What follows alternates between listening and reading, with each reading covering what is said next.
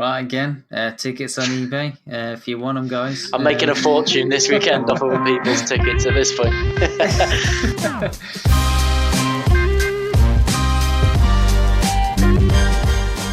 Welcome to the Side Foot Pass podcast. I'm Adrian, along with my co-host today, Jack. Hello. We host a weekly football show, sharing our insights and opinions with special guests throughout the season. In this week's episode, we discuss Week 6 of the Premier League season, discuss the key games from Week 5, and we see how predictions fared.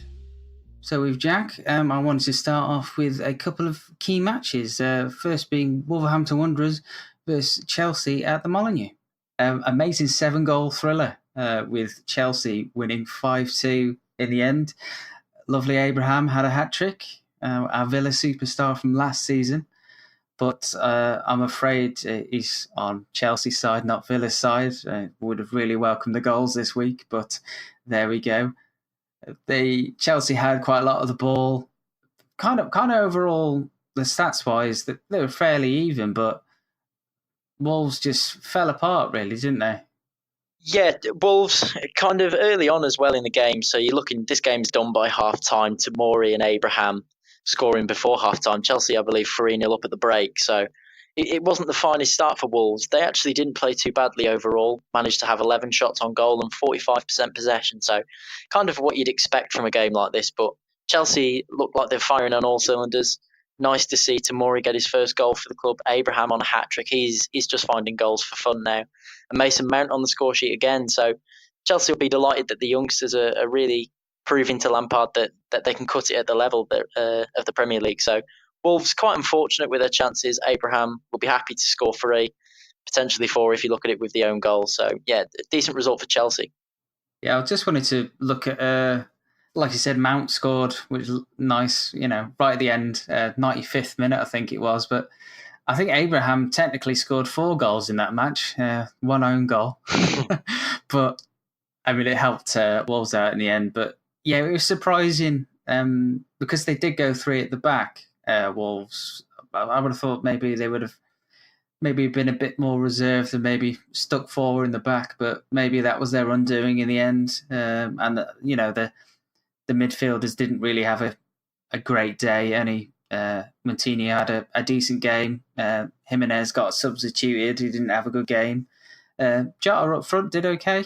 But, I think Chelsea were kind of finding their form this week, which is good to see. And I think Lampard is starting to get there with the players. So I think Chelsea are now kind of creating a system that's really working, built around the youth and young English players, which is great to see. But just to go back to what you said there with Wolves playing 3 at the back, it's looking more like a makeshift 5 with obviously Adama Traore taking the right wing back slot, Matt Doherty on the bench this week. So yeah, I know Wolves recently have used Adama Traore as a bit of a wing back, and he seems to be doing a good job in some games. But I believe that the 3 at the back just kind of left Wolves exposed to Chelsea's attacking presence. So it's not a surprising result to see them score 5.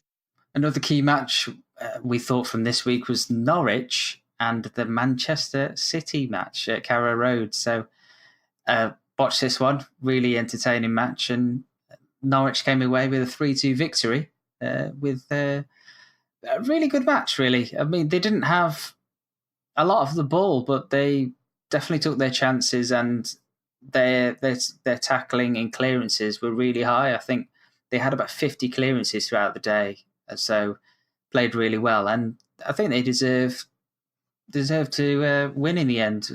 Man City did a lot of crosses. They've got so much talent they could play around players, work it into the box, but for some reason this week they just weren't on par. And they're still having 25 shots, 8 on target, but so many crosses, and they could have done a lot more. And I think they'll be so disappointed this week. And Norwich, with near the bottom of the table at the start of this week, will be absolutely amazed and very happy. But that's how amazing this season is so far. There's quite a few surprise results last week. With this one, definitely. What did you think on the match? So I think this game's probably the biggest surprise of the weekend before kick-off, looking at the odds, Norwich were 22-1 to beat Manchester City, which is the longest odds you're going to see all season that actually come in. City, a lot of defensive issues at the back, so Otamendi just doesn't really cut the mustard when Laporte's out, and John Stones looks a little bit suspect. And the rumours are today, at the time of filming, that Stones is actually injured as well and could miss the Champions League game. So City are in a bit of a crisis at the back, and that could impact the rest of their season for the next couple of weeks. And certainly with a long-term view, looking at challenging for the title and the top four, how big a loss is Laporte to that defence? But Norwich pressed the whole game. They made City look schoolboy at times, and it was real training ground stuff. The pressing just completely knocked City, and they're not used to teams taking the game to them. They're used to teams sitting back and just trying to contain, try and really damage limitations. So for a team to actually, from the bottom half, to come and to press and force City to make mistakes, it's refreshing to see. Pukki gets on the score sheet again. Campbell with a really good finish to make it 2-0 early on. And there will be a couple of fans that were nervous right till the end because City just never looked down and out. But it's really refreshing to see teams beating the big sides this season. And as you say, anything can happen in the Premier League, and it's proven that already. So, I think there's a lot more twists in the tail throughout the season, but it's certainly a very surprising result. Yeah, definitely. I think we spoke about last week of the Laporte injury and the man who was like, oh, I might bring in these other people. But now you say that Stones is injured as well. It is going to be a struggle. I mean, 10 minutes into the second half, they were panicking. De Bruyne came on. Jesus came on, and they didn't make an impact at all.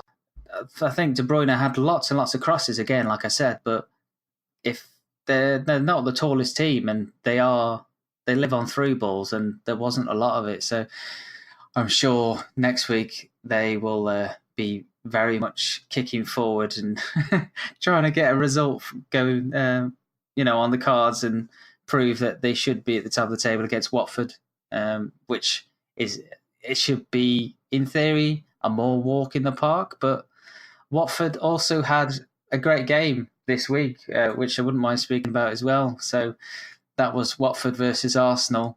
Ended up 2-2 in the end. Arsenal first half looked very confident. They were up 2-0 with Aubameyang with 2 goals. After the halftime talks, the bit of orange slices, it all went downhill. 53 minutes in, Tom Cleverley got the goal to get it 2-1, and then towards the end of the game, they equalised 2-2, and another shock really. And towards the end of the game, really, Watford should have walked away with it. They were really on point. 31 shots Watford had. I think that is absolutely phenomenal. To Arsenal's 7 shots. Did you watch this one, Jack? Yeah, watched the full game. Really delighted with the result at full time. It's just nice to see the big boys dropping points and Liverpool still keeping the points on the table. So, yeah, Arsenal first half, Aubameyang just takes his chances. You can't give him the ball anywhere inside 25 yards because he just finds the back of the net. Watford, a real surprising point for them this week. I know that last week I think I predicted 4-1 and a bit of a cruising victory for Arsenal, but that just wasn't the case. First half, I thought I was onto a winner. The second half kicked off, and as you say, it must have been either the orange slices or the Mars bars that the Watford players got down them in the dugout. But coming back from 2-0 down, late penalty on Pereira, didn't think he was going to convert, but he does, and Watford walk away with a point. They'll feel like it's a point well gained, and actually could have gone on to get all 3 towards the end as well. Decore missing an important chance. But it's key to remember that actually Arsenal, this is the most amount of shots they've conceded within the Premier League. In a game, and it's the most amount of shots Watford have ever had in a game in the Premier League. 31 shots to, I think, 7 of Arsenal's is absolutely ridiculous when you talk about big clubs competing for European football.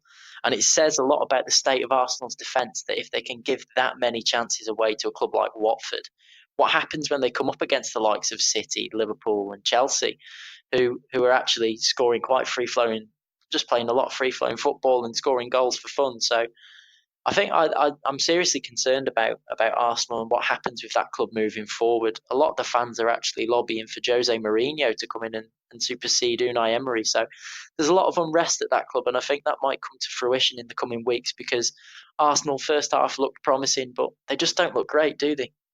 They don't. I think the the centre-backs haven't had a good couple of weeks, and this week, David Luiz again, not having a great game, and Socrates, one of his errors just led to a goal, and I don't know where they go from here, really. I mean, their wing-backs did have a decent game.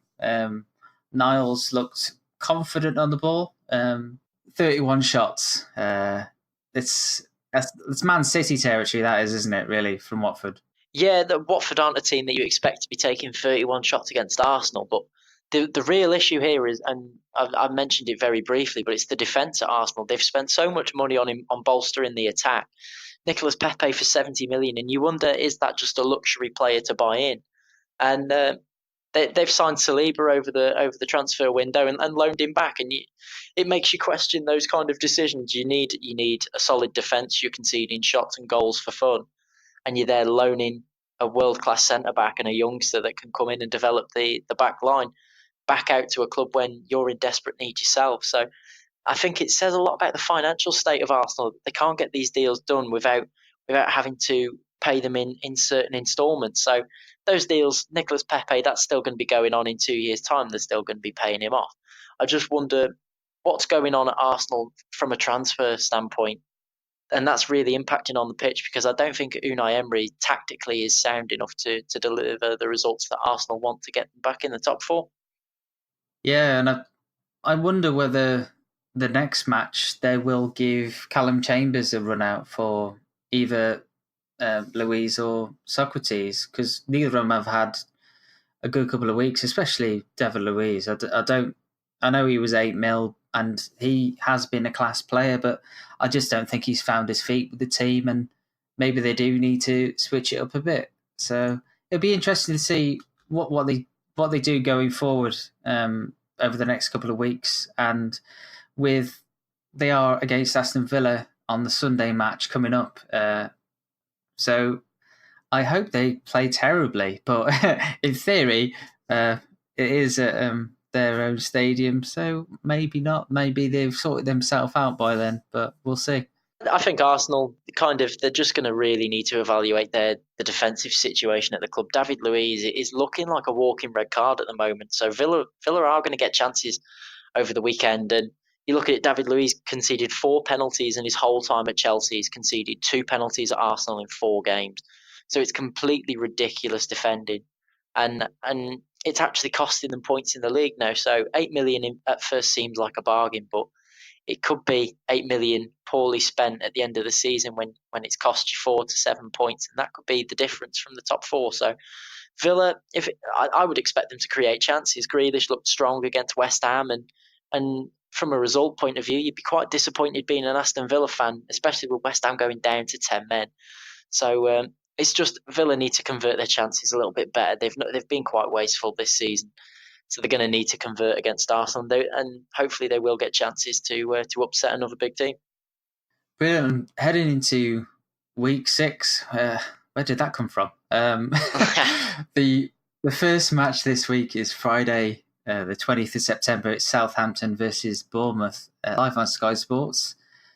Bournemouth had a good week last week against Everton. They did win 3-1 at home.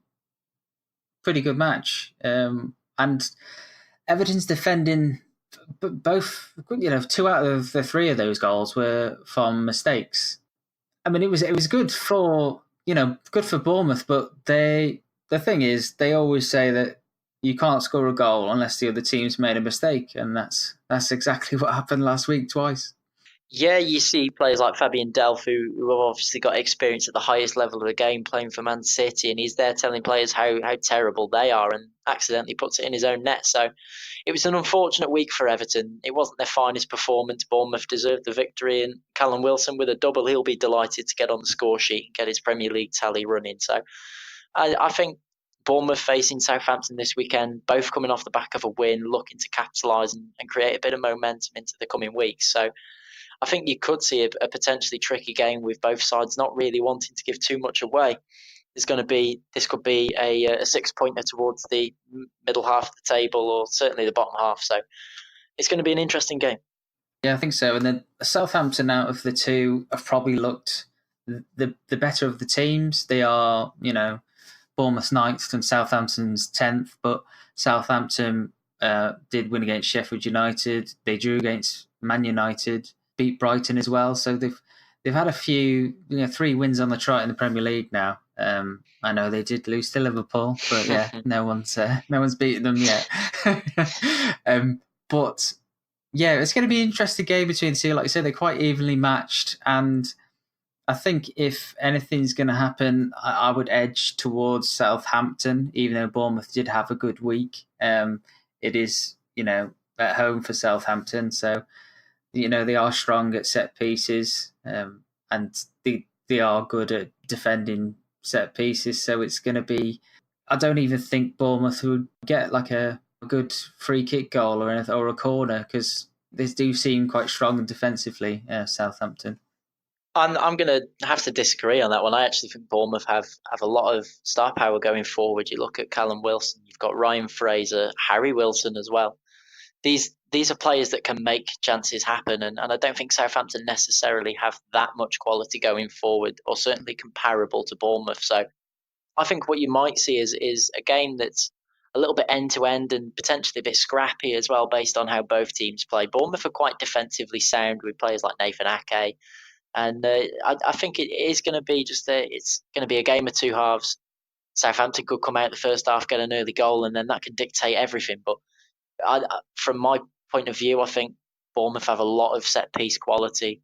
Harry Wilson can score goals from anywhere within a 30-yard radius from the free kicks. So I think Bournemouth will receive a lot of chances. Southampton have got good results, and actually it's refreshing to see them getting results against teams around the same level, which they didn't really do for the last season and the season beforehand. They've not looked great, so it's potentially could be a tricky game for both sides. But I can see Bournemouth walking away with a 2-0 victory. 2-0, very nice. Away from home as well. Yeah, it's going to be an interesting one. I do hope it's quite a few goals. Last time they were against each other in April, there was 6 goals between them. So moving on to the first Saturday match is Leicester versus Tottenham at 12:30 on BT Sport. On this one, BT Sport back on it.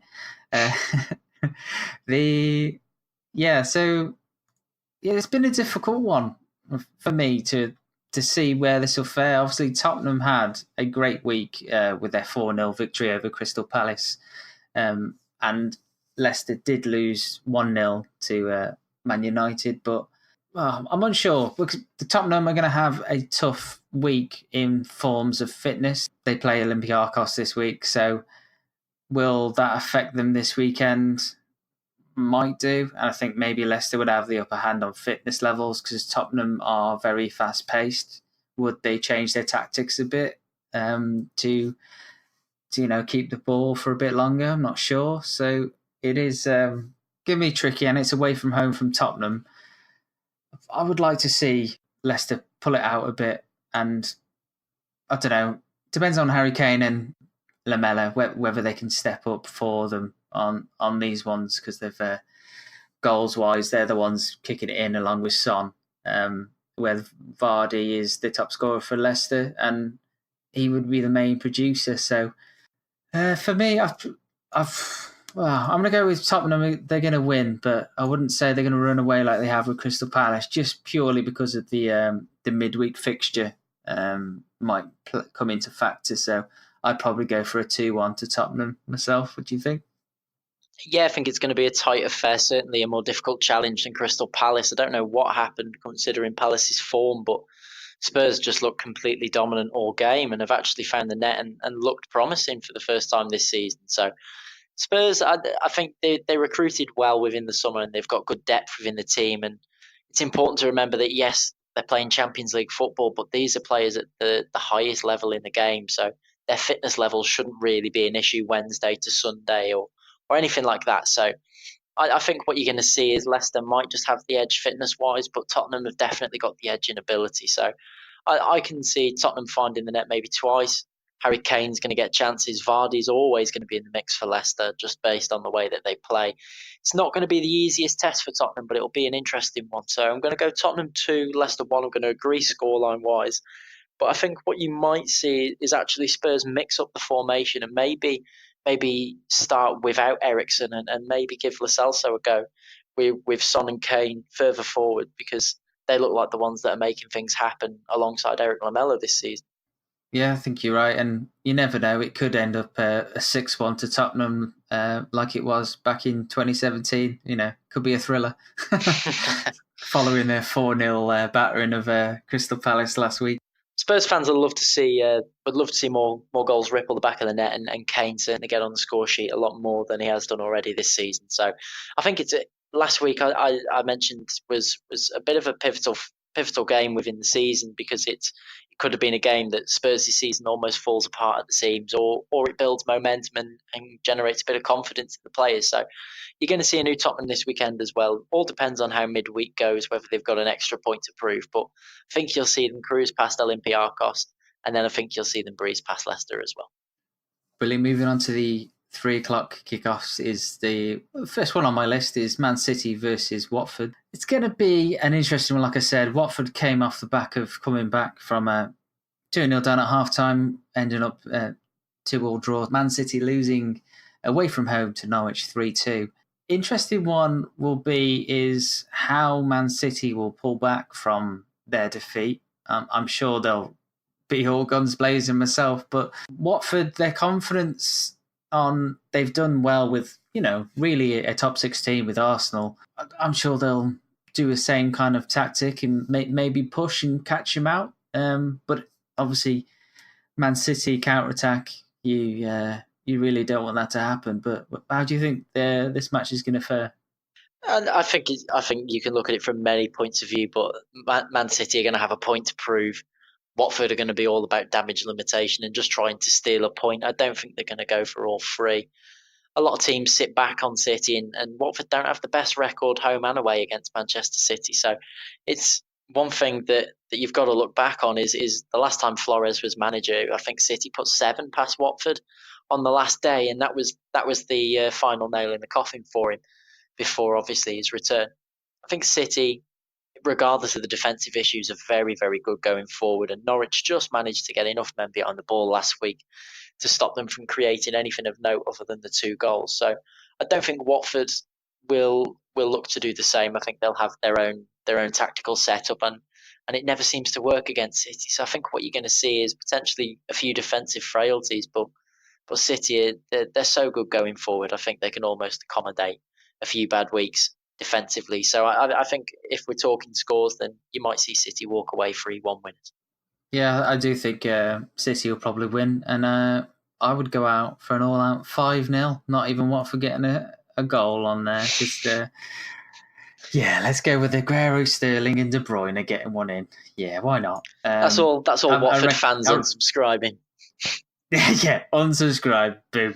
No, but they did have an amazing week last week, and it would be good if they literally finished off the second half with Arsenal, pelted straight into the Man City match and carried on. But obviously things don't work like that, and especially away from home, you've got that extra boo factor not on your side. No one wants that. And the last 6 games do tell a picture of Man City have won them all. So yeah, that's the reason why we'll go with that one. Don't unsubscribe. The next one is Burnley and Norwich, also at 3:00. With Norwich coming off that beautiful victory, and Burnley, well, they didn't have a great week against you the week previously, and they only managed to draw against Brighton last week. They're not having the best of starts, are they? No, not the finest start for Burnley. Couple of unfortunate results. They didn't look great against Liverpool. They gave us a couple of tests at times, but I don't think they'll cause any issues this weekend. Norwich off the back of a really, really good result, so I think they'll look to capitalise on that and certainly build on their position in the league. And they'll see Burnley as a good test. Obviously, not up to the standard of Manchester City, so you may see them a little bit lax at the back, but they've looked really, really good all season. Norwich are a very pressing side, a very attacking side that don't really change their style of play. based on who they're playing, and that's refreshing to see from a team that's newly promoted. There's a little bit of Wolves of last season about them, just in the way that they're very expressive in their play.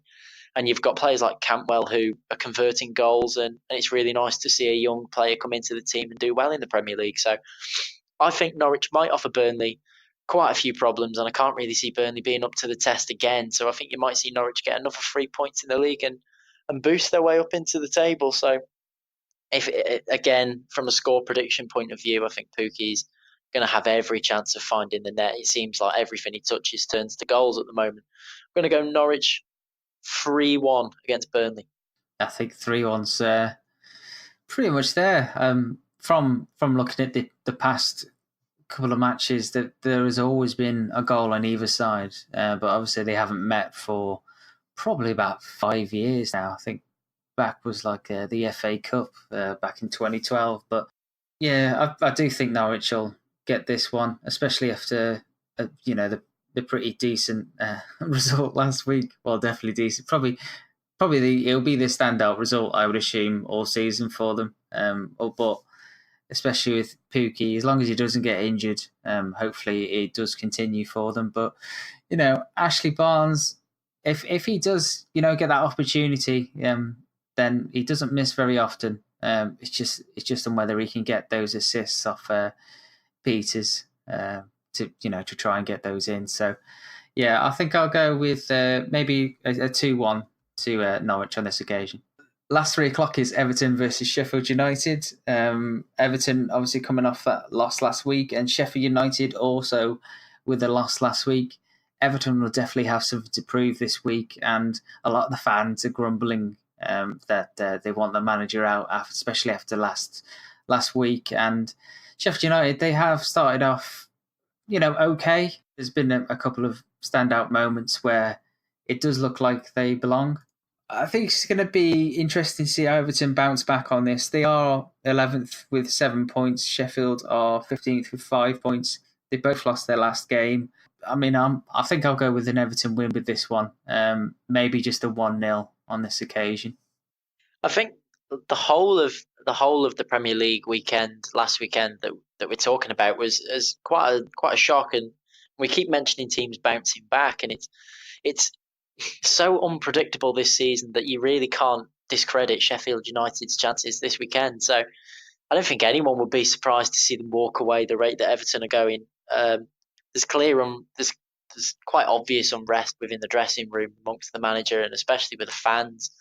They don't seem to want him at the club, and Everton aren't playing good football. But I think Everton, again, they're a team that you can kind of never really guarantee a result for. You're never surprised if they win, and you're never surprised if they lose. They kind of pop up with results here, there, and everywhere. So I think it's going to be a difficult one for Sheffield United. Obviously, the unfortunate goal being disallowed from Ollie McBurney over the weekend cost them a point against Southampton. So they're gonna go out with a point to prove, and Everton are obviously going to try and get the result as well to boost their position within the table. So I think what you're going to see is just both teams going all out for the 3 points and probably combining and settling for one come the end of it. So I'd say 1-1. Sheffield United seem pretty good at containing some of the bigger sides and getting results this season. So 5 points out of 5 games, they'll be quite satisfied with that. And the fact that they're not in relegation, they were the team everyone had in 20th position in the prediction. So I think the fans will be pleasantly surprised with the progress this season. And I think they'll look to claim the scalp of Everton. It's like every game, you go in with the intention of winning, but I think you can quite guarantee that they'll give Everton some trouble this weekend. I'd probably say 1-1. Yeah, I think that's a pretty good bet. I mean, yeah, like I said, the Sheffield United they've done pretty good, and if they've lost, they've only lost by a goal. It's never been a hammering since they have started out. So yeah, it would be an interesting one to watch. I don't think it'll be a high scoring match either way, whether we're right or wrong with the score. There's no out and out scorers on either of the teams at the moment. Last one on the Saturday is going to be Newcastle versus Brighton at 5:30 live on Sky Sports. Yeah, so last week Newcastle lost 3-1 to Liverpool. Obviously, you were going to be watching that match. Brighton, they drew 1-1 against Burnley. Didn't look as bright as they should have done, really. Did get beat quite heavily by Man City the week before, 4-0, with them at home I think they maybe should have done a bit better. They are lying 16th, Newcastle are 18th. There's only 1 point between them at the moment.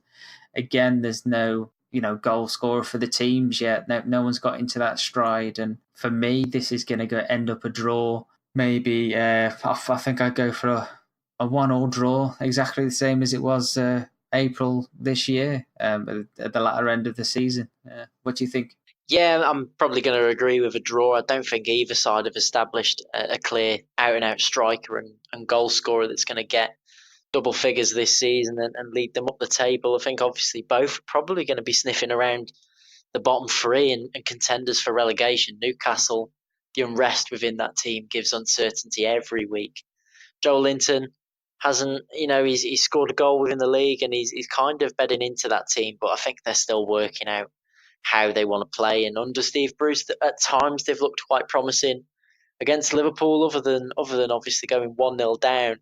There was never really a point in the game where you just felt Newcastle were going to really cause Liverpool any issues. And even at 1-0 down, I remember just thinking that it's all right because we're going to win 3-1. Defensively, they're not great. And attacking, they're even worse. So I just think whoever's watching this, if you've bought tickets, you might want to try and get some value out of them before the game, because I don't think you're going to go and see a lot of action. I'd like to be proved wrong on both sides, because I think both teams belong in the Premier League when they're on their day. I potentially see 0-0, and that's all I can really say about the game. It's not one that excites me. Both teams are kind of just there filling space within the league at the moment, and I think you'll see one of them in the Championship next season. But as I say, I don't think there's a clear goal threat on either side, and I think probably might even see a couple of penalties either way and not converted. So weird prediction, but 0-0. So you heard it here first. If you see any tickets on eBay, as told by Jack, that's what they should do. That is the reason. So yeah, it's going to be not an interesting match, but you know what? For me, I hope Brighton come away with it, but I do think it's going to be a draw. I mean, we say this, and I guarantee you now that I've said it's 0-0, it's going to be 5-4. That just seems to be the way that my predictions go. I never get anything right. So, yeah, it's going to be a weird weekend of football again, I think. Yeah, and that's what's good about the season so far. Other than Liverpool so far, all the other top teams struggling in some games, look amazing in the others. Like Spurs have taken 5 weeks to suddenly find that, they know where the back of the net is, where Man City last week have just not had a good time. So, yeah, it just continues to be interesting. So, the Sunday match, first of the Sunday matches, and there's quite a few this week. We've got four beautiful matches this week. So this is West Ham versus Man United at 2 o'clock, live on Sky Sports. So West Ham were against Villa last week, and it was a 0-0 draw. Villa probably should have made a bit more of it in the second half, especially after the red card. But West Ham didn't look amazing, considering they did beat Norwich quite comfortably 2-0 the week before. I think coming into this, they may struggle against Man United, who seem to be finding their feet slightly, although it was only a 1-0 against Leicester. They drew against Southampton the week before. Maybe they'll edge it, but I'm not convinced on either that I can say, I think they're going to win. So if anything, if Haller doesn't get on the score sheet, then definitely Man United for me. I think I'll go with that. Maybe just a 1-0 to Man U.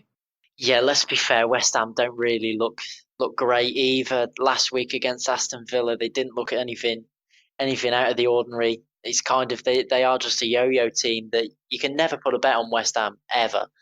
The time that you say they're going to win, they get beat 3 or 4-0 by Southampton, and the time that you put them down to lose, they beat Manchester United 2-1. So they're one of those sides that are just so unpredictable and up and down. I really can't predict. And Manchester United this season, they've had a couple of their own shock results flattered by Chelsea with a 4-0 win on the opening game and then lose to Palace a couple of weeks later. So it's one of those games that is going to be just unfortunately difficult to predict.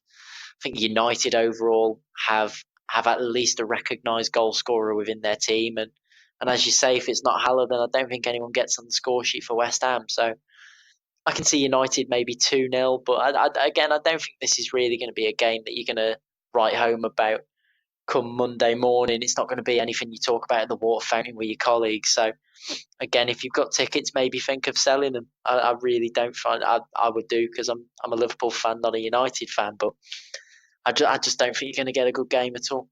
Right, again, tickets on eBay if you want them, guys. I'm making a fortune this weekend off of people's tickets at this point.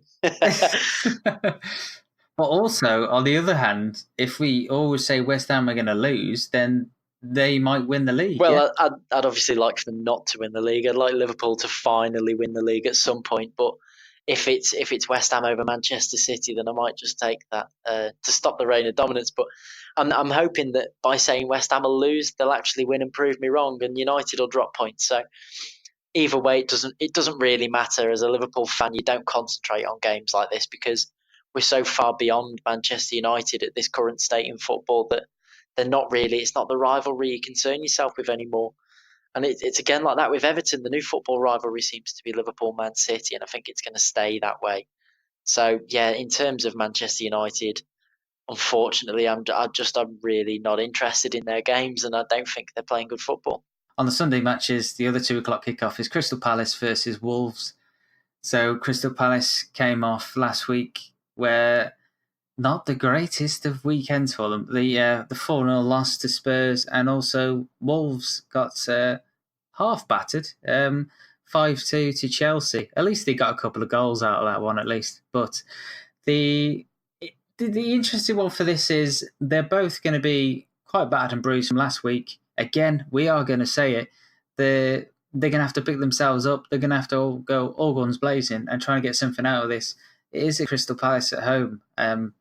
Will Wolves make any kind of different approach to this to try and push forward? I mean, Jimenez didn't have a good week last week.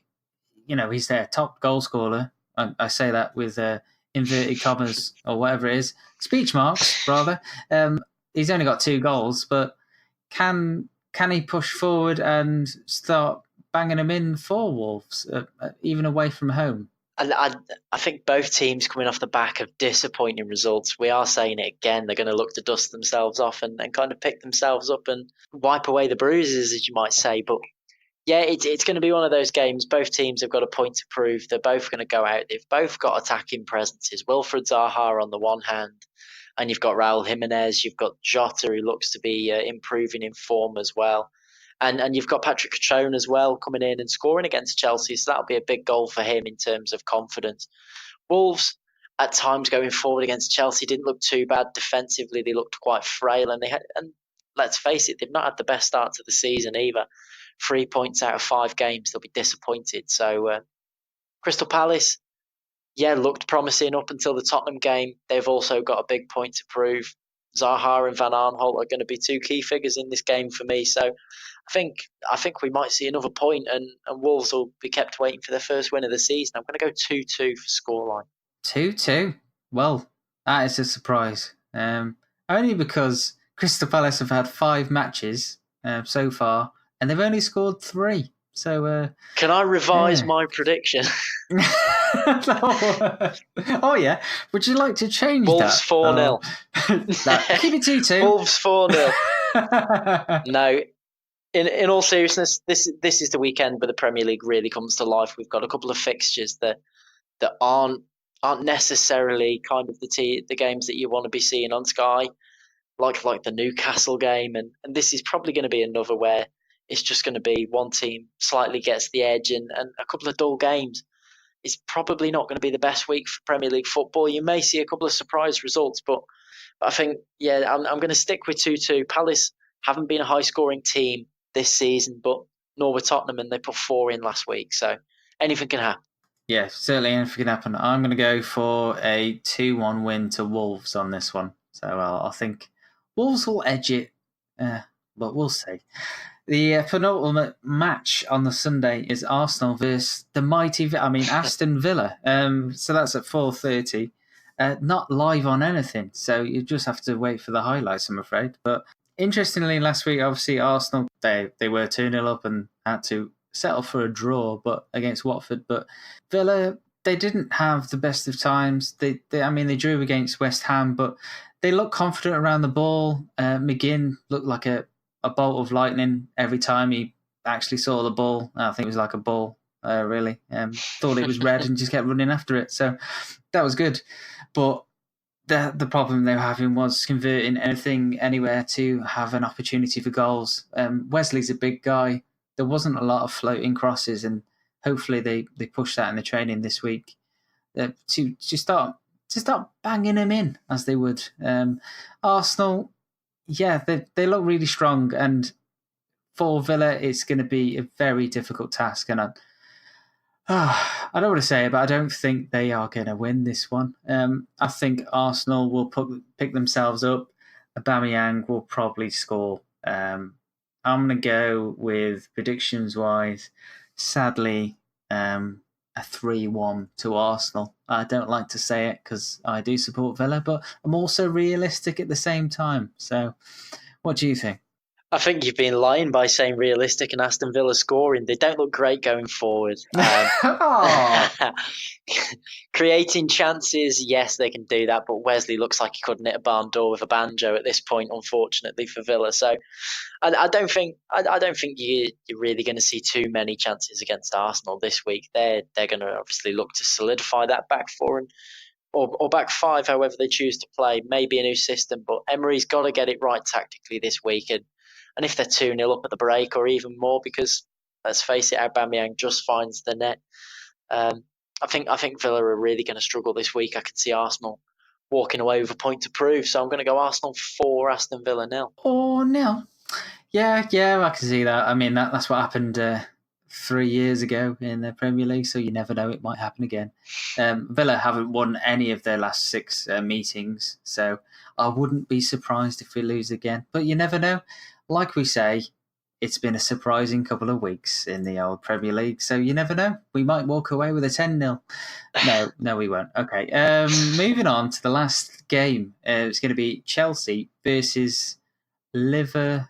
So that is at 4:30. That's live on Sky Sports, and I'm sure little old Jack here will be listening, watching, enjoying the match. With Chelsea, they have had a up and down season so far, and Liverpool have had a great season so far. Chelsea come off that 5-2 victory against Wolves. Liverpool have come off a 3-1 win against Newcastle. Both in form, well, as in Liverpool are fully in form. Chelsea are looking to find their stride, as we've already mentioned, with Mount, for me, being the standout midfielder, and Abraham obviously being the outstanding goal scorer, now with 7 goals after that hat-trick. Technically, it should be 6 because he had an own goal, but I don't think they do that. But yeah, 7 goals so far. Liverpool, obviously, you get goals from everywhere. Salah, Mane, Firmino. You can pretty much guarantee that one of them will score at the moment. So how do you think this is going to go? I don't think you'll run away with it, but I still think Liverpool will probably edge it overall. I think there's been a lot of questions asked of Chelsea this season, and they seem to have risen to a few and then back down from a couple of others. So it's a really unpredictable game. Both at the time of recording this, both teams have actually lost in the Champions League. So Liverpool have been beaten 2-0 by Napoli, and Chelsea lost 1-0 to Valencia. So coming off the back of a poor result in European football, it's strange to see a game like this played on a Sunday, simply because both teams have played Tuesday nights in the Champions League. So you'd expect this to be a Saturday, simply for the television broadcasting rights. This has now been moved to a Sunday.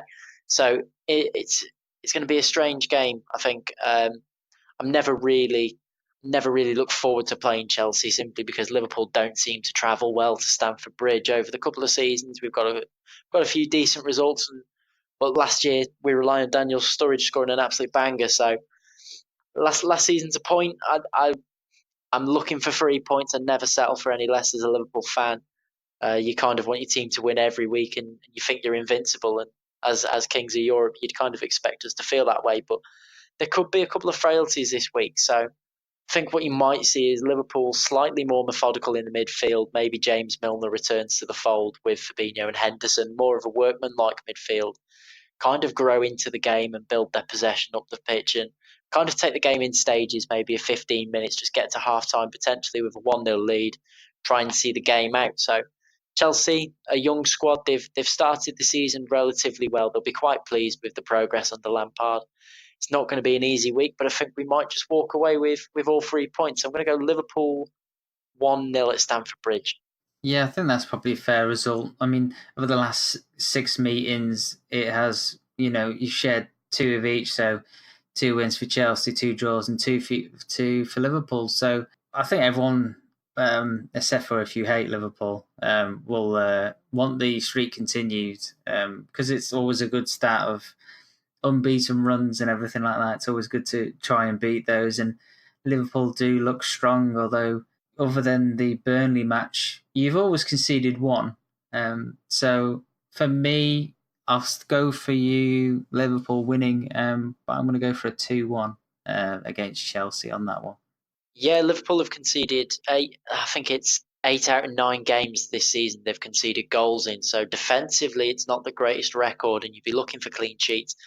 Chelsea are going to ask questions of that back 4, and it's whether Liverpool's defence, having played European football midweek, are going to be up to the challenge. So Abraham seems to be full of confidence, full of momentum, and he'll fancy himself against players like Matip and potentially Alexander-Arnold as well.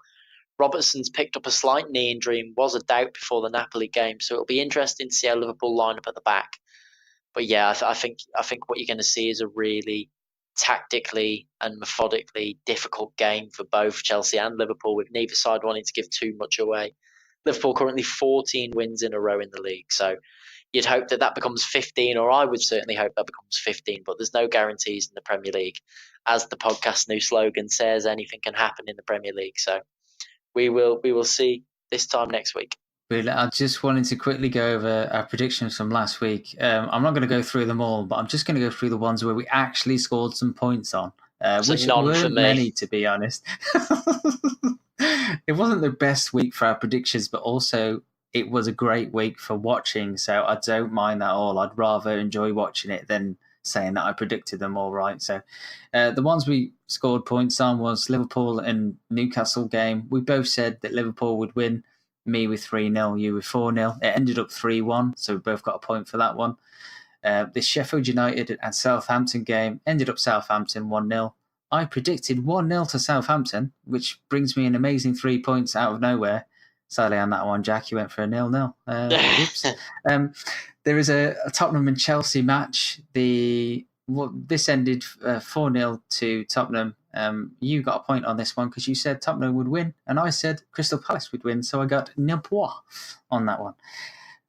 What else have we got? The only other game we actually scored any points on was the Villa match, because I said it would be a draw, a 1-1 draw, so I got a point, and you said that West Ham would win. How dare you? 2-1, so you got 0. So overall, probably the worst scoring week of all time for us so far. I only got 5 points and you got 2, but I mean, I'm the weekly winner, but not a handsome win, really. But there we go. Yeah, we've reenacted Wolves and Chelsea 5-2 this week, so not satisfied with my predictions. But I'll take getting maybe them wrong. This week, yeah. I'll take getting them wrong for Man City to drop points, so I'll happily lose again next week should they get beat. Brilliant. Right, Jack, thanks for all your prediction knowledge and opinions from this week. Just want to say thanks for everyone for listening, and we really welcome you to subscribe. We are on Twitter at SideFootPassPod if you'd like to get in touch. For subscription, we are on Apple Podcasts, Stitcher and Spotify. If you don't want to do any of that, we are also putting these on YouTube. So if you search SideFootPass Podcast, we are there for your enjoyment. So thanks for joining me this week, Jack. Not a problem. Thanks for having me on the show. Thanks a lot, Jack. So see you again soon. Bye-bye. Bye. Got it this week.